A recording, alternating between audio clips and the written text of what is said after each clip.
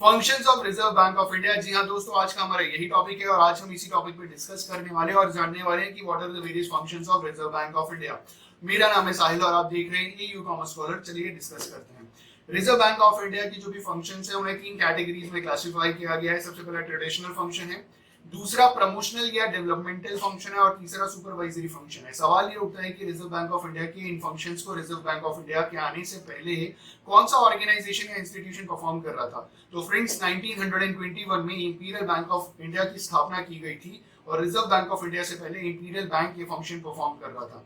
Imperial bank India का जो सबसे बड़ा बैंक था, इंपीरियल बैंक से पहले वो बैंक ऑफ कलकत्ता था और बैंक ऑफ कलकत्ता में बैंक ऑफ बम्बई और बैंक ऑफ मद्रास को अमेलगमेट करके 1921 में ब्रिटिश गवर्नमेंट ने इंपीरियल बैंक ऑफ इंडिया की स्थापना की, जो 1955 तक इंपीरियल बैंक के नाम से रहा और 1955 में इसका नाम चेंज हो गया, स्टेट बैंक ऑफ इंडिया हो गया। और आज जो स्टेट बैंक ऑफ इंडिया है वो एक जमाने में रिजर्व बैंक ऑफ इंडिया के फंक्शंस को परफॉर्म करता था।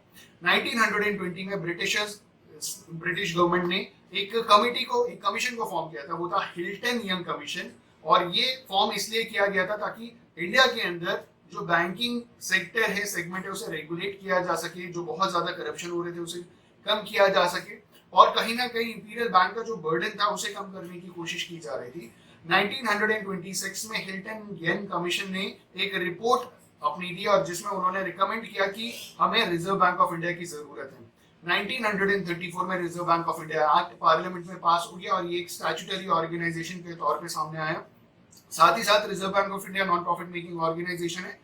1934 reserve bank of India act pass हुआ पार्लियामेंट में और 1 अप्रैल 1935 से रिजर्व बैंक ऑफ इंडिया ने एज अ प्राइवेट इंस्टीट्यूशन काम करना शुरू कर दिया। इसे मैंने प्राइवेट इंस्टीट्यूशन इसीलिए कहा क्योंकि इसका जो इनिशियल कैपिटल था वो 5 करोड़ रुपीस का था और ये एक प्राइवेट ऑर्गेनाइजेशन था, ये गवर्नमेंट ओन्ड ऑर्गेनाइजेशन नहीं था क्योंकि फॉरेन का बहुत ज्यादा कैपिटल इस ऑर्गेनाइजेशन में लगा हुआ था।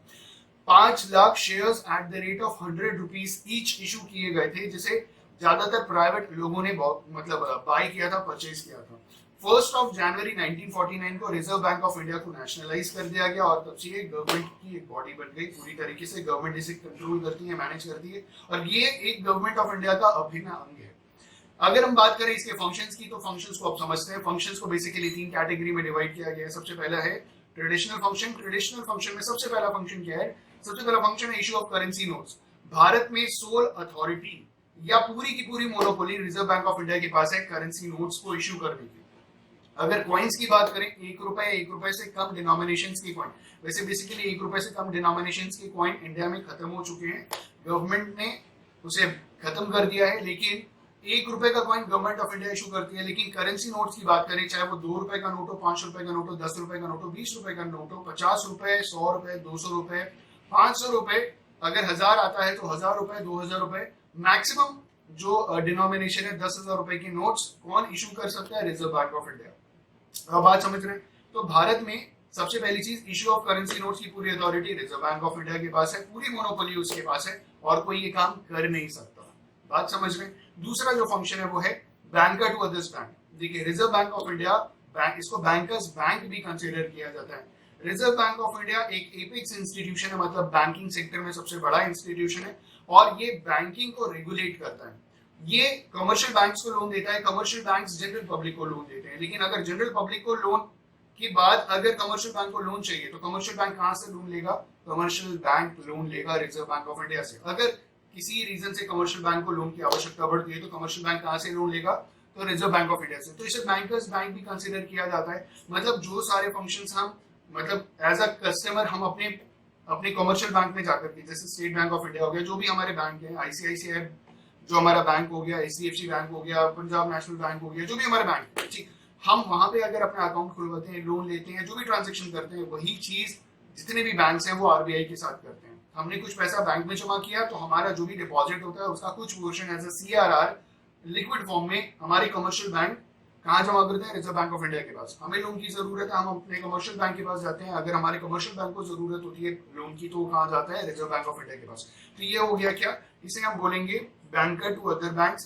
बैंक आरबीआई क्या करता है? आरबीआई कंट्रोल्स जितने भी रिजर्व है ना बैंक के, वो सारे के सारे रिजर्व्स को कंट्रोल करता है रिजर्व बैंक ऑफ इंडिया, कि आपको कितना सीआरआर रखना है, कितना एसएलआर रखना है, मतलब स्टैट्यूटरी लिक्विडिटी रेशियो जो बैंक अपने पास रखता है, सीआरआर कितना रिजर्व बैंक के पास जमा करना है और कितने रुपए लोन देना है, ये सारा का सारा decision reserve bank of India लेता है। तो basically banker to other bank.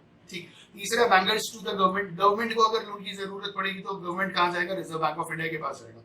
Being a general public हम कहाँ जाते हैं, अपने कमर्शियल बैंक के पास जाते हैं। गवर्नमेंट को लोन की जरूरत पड़ती है इंफ्रास्ट्रक्चर डेवलपमेंट के लिए, तो गवर्नमेंट कहाँ जाएगी, रिजर्व बैंक ऑफ इंडिया के पास, और वो रिजर्व बैंक ऑफ इंडिया से लोन लेंगे। बात समझ रहे हैं, लोन लेने का मतलब आप समझ रहे हैं, वापस भी करना पड़ेगा इंटरेस्ट के साथ। ठीक। अगला है एक्सचेंज रेट मैनेजमेंट, जो चौथा फंक्शन है, ट्रेडिशनल फंक्शन है, वो है एक्सचेंज रेट मैनेजमेंट। क्या ये बात आप जानते हैं कि भारत में जो एक्सचेंज रेट डिसाइड किया जाता है, मतलब $1 72 रुपीज के बराबर है या 72 रुपीज 10 पैसे के बराबर है, ये कौन डिसाइड करता है, ये फंक्शन भी रिजर्व बैंक ऑफ इंडिया क्या है, ये ट्रेडिशनल फंक्शन की कैटेगरी में आता है।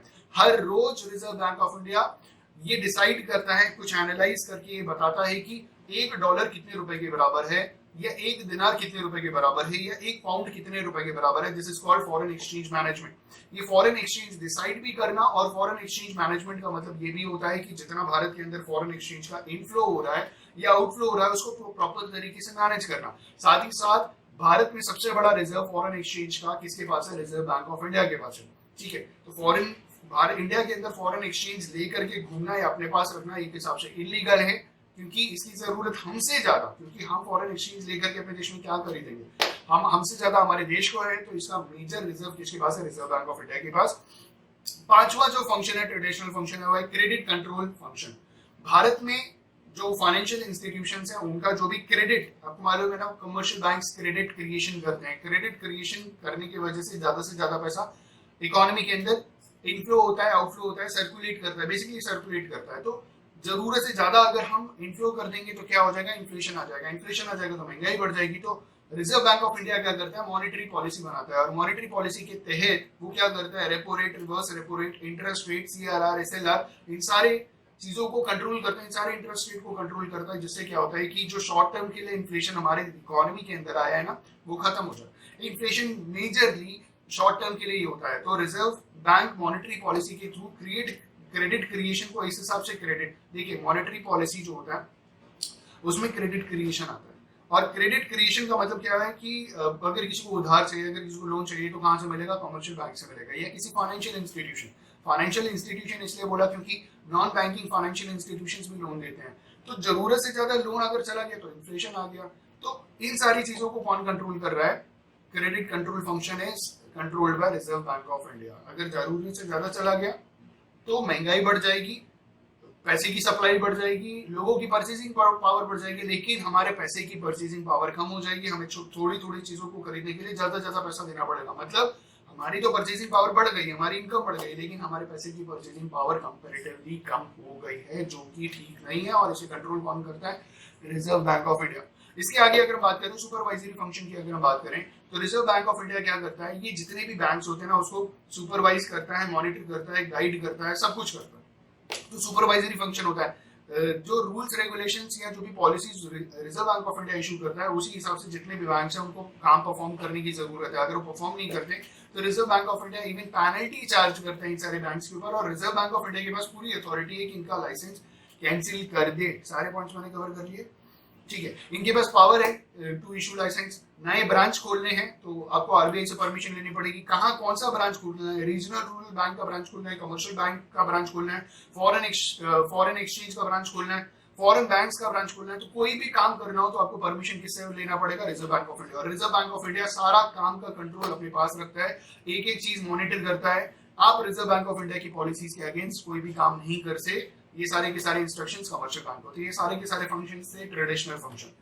होप क्लियर हो गया होगा। अगर डाउट हो तो कमेंट कीजिएगा, मैं वहां समझाने की पूरी कोशिश करूंगा। और अगर आप चाहते हैं कि तीनों अलग अलग क्लासिफाइड जो कैटेगरीज के जो फंक्शन है उन पर सेपरेट वीडियो हो तो प्लीज कमेंट करके जरूर बताइएगा, वो भी मैं कर दूंगा।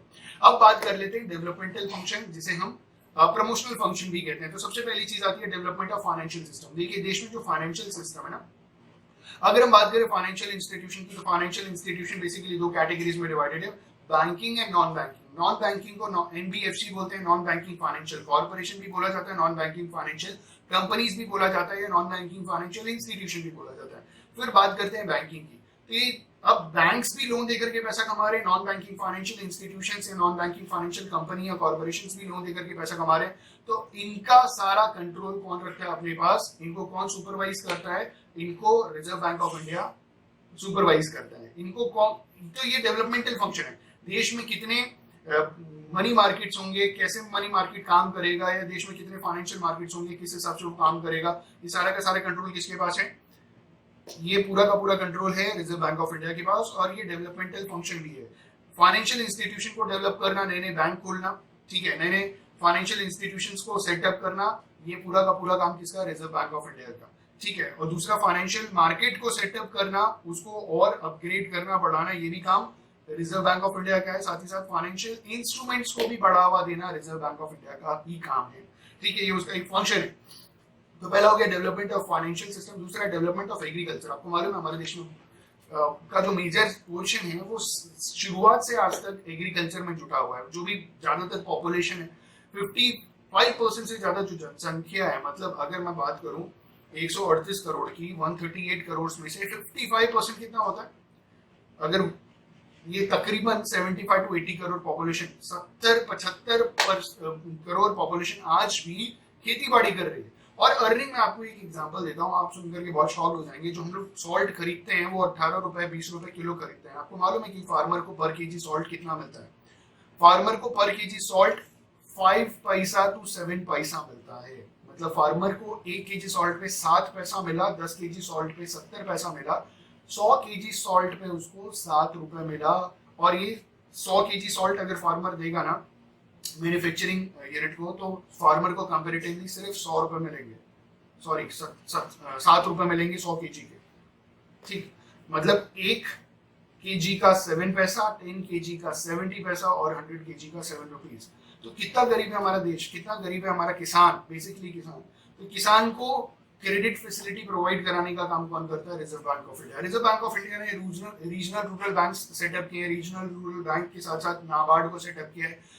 नाबार्ड क्या करता है? नाबार्ड एक हिसाब से रिजर्व बैंक ऑफ इंडिया के नीचे काम करता है, और नाबार्ड के अंडर रीजनल रूरल बैंक्स एक हिसाब से काम करते हैं। तो नाबार्ड जो भी गांव है, विलेजेस है, वहां पे जो भी एग्रीकल्चरल से रिलेटेड जो भी डेवलपमेंट की जो भी रिक्वायरमेंट होती है ना, फाइनेंशियल रिक्वायरमेंट होती है, क्रेडिट की जरूरत होती है, वो पूरा का पूरा काम कौन परफॉर्म करने की कोशिश करता है? नाबार्ड करता है, ठीक है। तो ये सारे इंस्टीट्यूशन फॉर्म किए गए हैं। देश में बहुत ज्यादा लोग जो हैं वो एग्रीकल्चर कर रहे हैं, तो एग्रीकल्चर में बहुत सारे रिक्वायरमेंट्स होती है ना, ट्रैक्टर खरीदना है, सीड खरीदना है, फेंसिंग कराना है, इलेक्ट्रिसिटी में बिल भरना है, या उसकी सब्सिडी चाहिए, कोई भी काम करना हो ना, ये सारा का सारा गवर्नमेंट ऑफ इंडिया के through reserve bank of India करता है, ठीक है। तो ये हो गया डेवलपमेंट फंक्शन ऑफ एग्रीकल्चर। हमारे देश में एग्रीकल्चर हमारे देश का बैकबोन है, बहुत इंपॉर्टेंट चीज है। इसे स्ट्रॉन्ग करने में रिजर्व बैंक ऑफ इंडिया बहुत कोशिश करता है कि ज्यादा से ज्यादा इसको सपोर्ट किया जाए और देश का ये बैकबोन स्ट्रॉन्ग है। तीसरा, प्रोविजन फॉर इंडस्ट्रियल फाइनेंस। अब इंडस्ट्री को फाइनेंस की जरूरत है। आपको मालूम है कि जो सेक्टर्स है वो 3 पार्ट में डिवाइडेड है, primary sector, secondary sector, tertiary sector. Primary sector is agriculture, secondary sector is manufacturing और tertiary sector is service sector. किसी देश के डेवलपमेंट में उसका जो सेकेंडरी सेक्टर है, दैट इज मैन्युफैक्चरिंग सेक्टर, बहुत इंपॉर्टेंट रोल अदा करता है। भारत में, इंडिया में, हमारे देश में मैन्युफैक्चरिंग बहुत कम होती है, इसलिए हमारे प्रधानमंत्री जी ने make in India, made in India के नए उन्होंने स्टार्टअप शुरू किए, और वो पूरी की पूरी कोशिश कर रहे हैं कि ज्यादा से ज्यादा लोग कोशिश करें कि वो अपना बिजनेस सेटअप करें। दोस्तों, अगर आप कोई भी बिजनेस सेटअप करें तो कोशिश कीजिएगा कि सेकेंडरी सेक्टर में आप सेटअप करें, मैन्युफैक्चरिंग में सेटअप करें, क्योंकि वहाँ पे रॉ मटेरियल सस्ता है, लेकिन जब आप उसे ट्रांसफॉर्म करके फिनिश गुड्स में कन्वर्ट करके बेचते हैं तो वो बहुत अच्छा खासा आपको प्रॉफिट जनरेट करता है। आपका प्रॉफिट देश का प्रॉफिट, देश तरक्की करेगा। इतना प्रॉफिट कभी भी प्राइमरी सेक्टर में नहीं है, ना कि इतना सर्विस सेक्टर में जितना सेकेंडरी सेक्टर में, मैन्युफैक्चरिंग सेक्टर में, ठीक है। तो सेकेंडरी सेक्टर को डेवलप करने के लिए आप अलग अलग फॉर्म की इंडस्ट्रीज को फॉर्म किया गया है, micro, medium, large scale industries, और इनको लोन प्रोवाइड कराने के लिए अलग अलग इंस्टीट्यूशंस है, जैसे आईसीआईसीआई प्राइवेट बैंक है, सिडबी, आईडीबीआई, ये एचडीएफसी, ये बड़ी बड़ी कंपनीज को लोन प्रोवाइड कराते हैं ताकि उनका भी डेवलपमेंट हो। तो this is provision of industrial finance. Industries को फाइनेंस प्रोवाइड कराने के लिए ये सारे के सारे बैंक्स को सेटअप किया, और ये सारे के सारे बैंक्स एक हिसाब से इंडस्ट्रीज को एडवाइस करते हैं, गाइड करते हैं, मोटिवेट करते हैं, सुपरवाइज करते हैं, सारा का सारा काम करते हैं, उनको हेल्प करते हैं कि वो और ज्यादा डेवलप करें, और छोटी छोटी इंडस्ट्रीज को भी बहुत मदद करते हैं, ठीक है। अगला है प्रोविजन ऑफ ट्रेनिंग, अगर प्रोविजन ऑफ ट्रेनिंग की अगर हम बात करें तो जितने भी बैंकिंग सेक्टर, आपने देखा ना बैंकिंग सेक्टर बहुत ज्यादा डायनामिक है, बहुत टाइम के हिसाब से बहुत जल्दी जल्दी इसमें चेंजेस आ रहे हैं। आज से 10 साल पहले कहाँ इतना पेटीएम यूज होता था, कहाँ इतना ई वॉलेट यूज होता था। जब से 4G नेटवर्क आया है उसके बाद से आपने ये चीज नोटिस की होगी कि 4G के आने के बाद लोगों ने वो ई वॉलेट्स का इस्तेमाल करना, पिछले 4-5 साल में ई वॉलेट का इस्तेमाल करना लोगों ने बहुत ज्यादा बढ़ा दिया है। पहले तो आप मोबाइल रिचार्ज करने के लिए दुकान में जाते थे, अब डिश टीवी हो या घर का इलेक्ट्रिसिटी बिल हो या गैस सिलेंडर रिफिल करना हो, कुछ भी करना हो हम अपने फोन पे कर लेते हैं, फंड ट्रांसफर करना हो फोन पे कर लेते हैं। तो ये सारा का सारा हेल्प किसने किया, ये डेवलपमेंटल फंक्शन जो है, ये बैंक में जो चीजें डायनामिक है ना, डायनामिक का मतलब एनवायरनमेंट के हिसाब से चीजें जो चेंज हो रही है। अब इसमें बैंक की भी जरूरत क्या है कि बैंक क्या करता है कि जो भी उनके यहाँ एम्प्लॉयज काम कर रहे हैं ना उनको ट्रेन करना, इनको ट्रेन, देखिए ये चीजें चेंज कौन कर रहा है, रिजर्व बैंक ऑफ इंडिया। तो ट्रेनिंग करवाने का भी काम कौन करेगा, रिजर्व बैंक ऑफ इंडिया। तो reserve bank of India in लोगों को ट्रेन भी करता है कि आपको किस हिसाब से कौन सा फंक्शन परफॉर्म करना है। आज आपका बैंक अकाउंट किसी भी बैंक में हो, आप वहां चले जाइए तो आपसे पहला सवाल ये पूछेंगे कि क्या आप हमारे बैंक का ई वॉलेट यूज कर रहे हैं कि नहीं कर रहे हैं, होता है कि नहीं होता। दूसरी चीज, आपसे सवाल पूछा जाएगा कि आप हमारे बैंक का इंटरनेट बैंकिंग यूज कर रहे हैं कि नहीं। अगर आप यूज नहीं भी कर रहे हैं वो आपका एक्टिवेट करके आपको दे देंगे, क्योंकि उनको कहा गया है, ये किसने बोला है, रिजर्व बैंक ऑफ इंडिया ने बोला है कि बैंकिंग जो है वो इंसान जितना ज्यादा मतलब फ्लेक्सिबिलिटी हो इसके अंदर उतना अच्छा है। तो ये काम कौन कर रहा है, रिजर्व बैंक ऑफ इंडिया कर रहा है, ताकि ज्यादा से ज्यादा लोग बैंकिंग फैसिलिटी को यूज कर सकें, इस सिस्टम को और स्ट्रॉन्ग किया जा सके। तो प्रोविजन ऑफ ट्रेनिंग का मतलब समझ में आ गया कि जितने भी कमर्शियल बैंक है वहां पे जितने भी काम करने वाले लोग हैं उनको टाइम टाइम पे ट्रेन करना। ट्रेनिंग का मतलब होता है उनको किसी भी एक टेक्निकल स्किल से इक्विप करना, इस ट्रेनिंग। तो चीजें चेंज हो रही हैं, नए नए सॉफ्टवेयर आ रहे हैं, नई नई चीजें आ रही हैं, तो उनको ट्रेन करना जरूरी है, तभी तो वो जनरल पब्लिक को गाइड कर पाएंगे कि किस हिसाब से कौन सा काम होता है। अगला है हमारा कलेक्शन ऑफ डेटा। अब रिजर्व बैंक ऑफ इंडिया एक स्टैटिस्टिकल डेटा कलेक्ट करता है कि पिछले साल का इंटरेस्ट रेट था, क्या सीआरआर रेट था, cash reserve ratio rate, statutory liquidity ratio. मैं आपको बता दूं कि सीआरआर एसएलआर हर क्वार्टरली चेंज हो सकता है, और इसे रिजर्व बैंक ऑफ इंडिया अपने रिक्वायरमेंट के हिसाब से हर क्वार्टरली मतलब हर 3 महीने पे चेंज कर सकता है। तो स्टैटिस्टिकल डेटा में ये सारी चीजें कलेक्ट की जाती हैं कि क्या सीआरआर रेट रहा, क्या स्टैट्यूटरी लिक्विडिटी रेट रहा, कितना एनपीए रहा, कितना एज अ बैंक लोन दिया गया, कितना वापस आया, ठीक है, क्या इन्फ्लेशन था, क्या सेविंग्स रेट था, कितना इन्वेस्टमेंट था। इन सारा का सारा स्टैटिस्टिकल डेटा कौन कलेक्ट करता है, रिजर्व बैंक ऑफ इंडिया। अगला है हमारा पब्लिकेशन ऑफ रिपोर्ट्स। तो reserve bank of India reports भी पब्लिश करता है। कैसे रिपोर्ट्स पब्लिश करता है, ये annual reports, weekly reports, monthly reports, ये कॉमर्शियल बैंक्स की जितने भी रिपोर्ट्स होते हैं ना वो पूरा का पूरा पब्लिश करता है। अब ये रिपोर्ट्स कौन से रिपोर्ट्स हैं, कितने कस्टमर्स हैं, उनका कितना पैसा जमा है, कितना पैसा एज लोन दिया गया, कितना पैसा कहाँ इन्वेस्ट किया गया, कितने शेयर्स हैं, उन शेयर्स की वैल्यू क्या है, ये जो भी डेटा है ना ये आरबीआई क्या करता है, सारे बैंक से लेता है और उसे weekly, monthly, quarterly, half yearly या एनुअल रिपोर्ट्स में पब्लिश करता है। जनरल पब्लिक इसे खरीद सकती है at a very minimum cost, बहुत कम खर्चे में इसे खरीद सकती है और इसे जान सकती है कि क्या बैंक, कौन कौन से बैंक्स हैं, कौन कौन से बैंक्स ने कहाँ इन्वेस्टमेंट कर रखा है, कौन सा बैंक प्रॉफिट में जा रहे हैं, कौन से बैंक लॉसेस में जा रहे हैं, वो सारी डिटेल मिल सकती है। तो ये सारे रिपोर्ट्स भी पब्लिश करता है। तो दिस इज, और ये जो पब्लिकेशन ऑफ रिपोर्ट्स है ना ये रिसर्चर्स को बहुत मदद करता है आगे रिसर्च एंड डेवलपमेंट। जैसे मैंने पीएचडी की तो हम लोग जो कलेक्शन ऑफ डेटा करते हैं उसमें सेकेंडरी डेटा कलेक्ट करते हैं वो सारे यही पब्लिकेशन ऑफ रिपोर्ट्स होते हैं,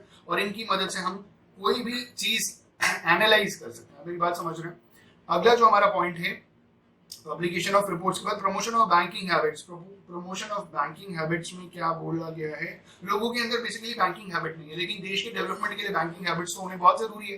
क्योंकि अगर मैंने जो पैसे कमाए वो बीइंग अ कैश अगर मुझे मिला और मैंने कैश अपने पास रखा तो ये तो इकोनॉमी में सर्कुलेट ही नहीं हो पाएगा। तो हम क्या करते हैं कि अगर बैंकिंग हैबिट लोगों के अंदर है तो लोग ज्यादा से ज्यादा बैंक अकाउंट, ज्यादा से ज्यादा लोगों के पास बैंक अकाउंट होगा, हम अपनी सेविंग्स को बैंक में रखेंगे, बैंक उसको एज अ लोन देगा, इससे बैंक भी कमाएगा, जिसको लोन दिया वो भी कमाएगा, हमने बैंक में जमा किया तो हम भी कमाएंगे। तो कहीं ना कहीं हमारी कमाई हो रही है, बैंक की कमाई हो रही है, जिस आदमी को लोन दिया वो भी तो कहीं ना कहीं इन्वेस्ट करके वहां से पैसे कमा रहा है। तो ये पैसा सर्कुलेट हो रहा है और इससे देश डेवलप कर रहा है, सर्कुलेशन ऑफ मनी हो रहा है, क्रेडिट क्रिएशन हो रहा है।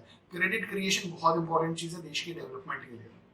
अब बात समझ रहे हैं। तो ये था हमारा कौन सा पॉइंट, यहाँ पे इन्होंने बोला प्रमोशन ऑफ बैंकिंग हैबिट्स। लोगों के अंदर बैंकिंग हैबिट्स होना बहुत जरूरी है, इसीलिए नई नई चीजें आ रही है। आप देखिए ई बैंकिंग हो गया, ई वॉलेट हो गया, आप नेफ्ट ऑनलाइन कर सकते हैं घर बैठे बैठे, आपको पहले बैंक ब्रांच जाना पड़ता था, अब जरूरत नहीं है। आप आरटीजीएस ऑनलाइन कर सकते हैं, आप एफडी घर बैठे बैठे कर सकते हैं, आप आरडी घर बैठे बैठे कर सकते हैं, फंड ट्रांसफर घर बैठे बैठे कर सकते हैं। तो these are development of banking habits. तो ये पूरा का पूरा हेल्प कौन करता है? Reserve bank of India. इसके बाद अगर हम आगे बात करें, promotion of export through refinance. Refinance word का मतलब समझिएगा कि मैंने पहले ऑलरेडी कहीं से लोन ले रखा है, मेरे ऊपर लोन है, तो मैंने यहां से फिर लोन ले लिया इस लोन को पे ऑफ करने के लिए। This is called refinancing. Refinancing बहुत अलग तरीके के भी होते हैं, लेकिन यहाँ पे रीफाइनेंसिंग का मतलब यही है, प्रमोशन ऑफ रीफाइनेंसिंग। इन्होंने बोला कि एक्सपोर्ट और इंपोर्ट में रीफाइनेंसिंग के थ्रू आपकी मदद की जाए। एक्सपोर्ट और इंपोर्ट में रीफाइनेंसिंग के थ्रू आपकी मदद की जाए। अब आपको मालूम है ना, एक्सपोर्ट और इंपोर्ट बेसिकली फॉरेन एक्सचेंज के तहत होता है। रिजर्व बैंक ऑफ इंडिया उसमें मदद करता है रीफाइनेंसिंग में। एग्जिस्टिंग लोन, अब जितने भी बिजनेस होते हैं ना, ज्यादातर बिजनेस क्या होते हैं, ज्यादातर जो बिजनेस होते हैं वो क्रेडिट बेसिस पे होते हैं, कैश बेसिस पे तो होते नहीं है।